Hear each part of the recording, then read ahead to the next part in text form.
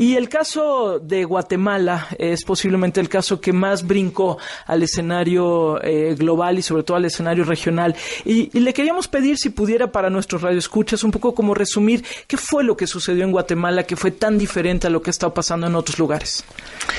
Miren, en Guatemala pusieron fin a un conflicto armado de 36 años de duración, firmaron los acuerdos de paz en 1996, pero fracasó la reforma constitucional que sometieron a referéndum a continuación y se disparó la violencia, la corrupción, la infiltración en el aparato del Estado y se encontraron en 2006, 10 años después de la paz, que había el doble de muertos que durante la guerra, de manera que eso es un conflicto que no desaparece, sino que se transforma con otras modalidades, con delincuencia organizada, con una corrupción endémica, y Guatemala, y yo creo que hay que reconocerlo, en su honor, fue capaz de dar el paso de pedir ayuda.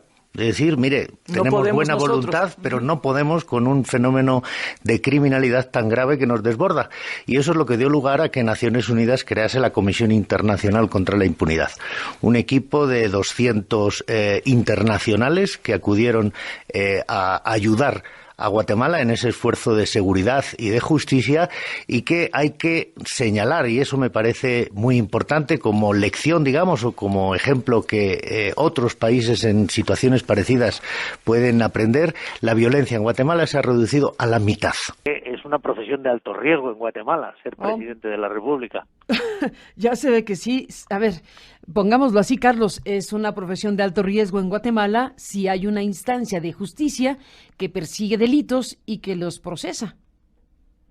Efectivamente, yo creo que eso es lo que hay que subrayar. Más allá del caso concreto, me parece que lo importante es que la Comisión Internacional, pero también la Fiscalía Especial, que es la Fiscalía Guatemalteca, que son funcionarios públicos, que son investigadores de aquella nacionalidad, están siendo capaces de poner delante de los tribunales a personas, insisto, sin hacer acepción de su categoría jurídica o política, que todos los ciudadanos tienen que responder igual ante los tribunales, y eso me parece, en un país en el que había un 98% de impunidad, cuando nosotros llegamos, que es un ejemplo del que, desde luego, por ejemplo, México, para no ir más lejos, pues podrían tomar buena nota.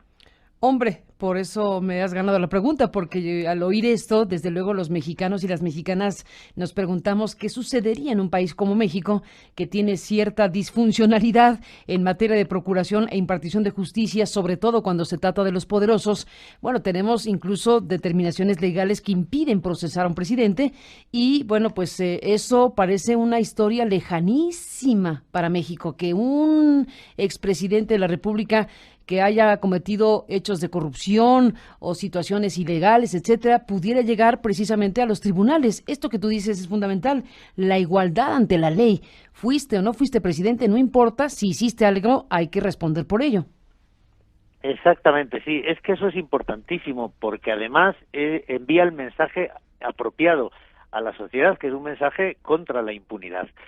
A mí me gustaría resaltar también, porque es lo que realmente afecta a la vida de las gentes, porque al fin y al cabo un presidente u otro no va a cambiar gran cosa la vida cotidiana de los ciudadanos, pero en Guatemala, en los 10 años que ha estado funcionando la Comisión Internacional y que la Fiscalía ha sido renovada y que la policía tiene investigadores confiables, la violencia se ha reducido en un 50%. Hoy en Guatemala son asesinados la mitad de los ciudadanos que eran asesinados en 2007. Bueno, ese es un tema importantísimo y volvemos a la comparación México-Guatemala, que es inevitable para nosotros. Lo que hemos visto en los últimos años es sinceramente sorprendente.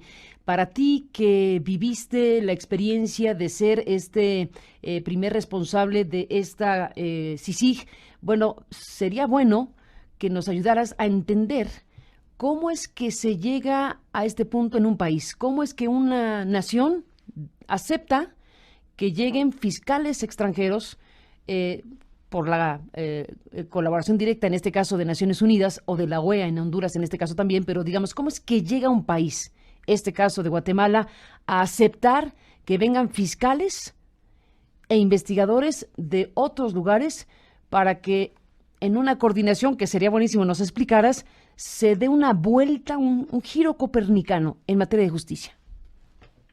Sí, en Guatemala se había llegado a una situación prácticamente de colapso institucional. La impunidad, como digo, era del 98%. Los índices de violencia eran equivalentes a los de Afganistán e Irak, siendo que en Guatemala no había ninguna guerra, al revés, la guerra había terminado 10 años antes, y lo que hubo es una presión ciudadana, un movimiento de la sociedad civil muy poderoso que al final hizo que los políticos no tuvieran más remedio que ir a Nueva York y tocarle a la puerta al secretario general y pedir esa ayuda.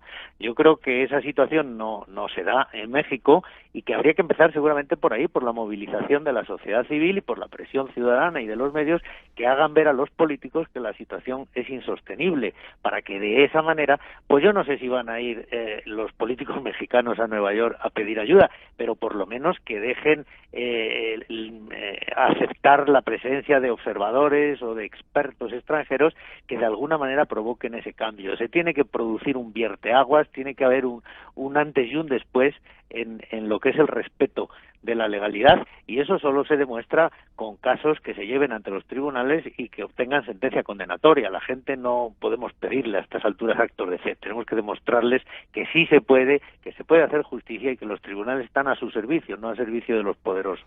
Supongamos, Carlos Castresana Fernández, fiscal y jurista español, que los políticos mexicanos, que tendría que ser el presidente en turno, ¿cierto? Sí. En este caso, o el Congreso, o el Congreso. También el Poder Legislativo, sí. Bueno, el presidente en turno, o el Congreso en turno, o los dos en turno, acudiendo, sí, hablando de las Naciones Unidas. No hablamos de la OEA, sino de las Naciones Unidas, y entonces le solicitan, como ocurrió en Guatemala, una colaboración.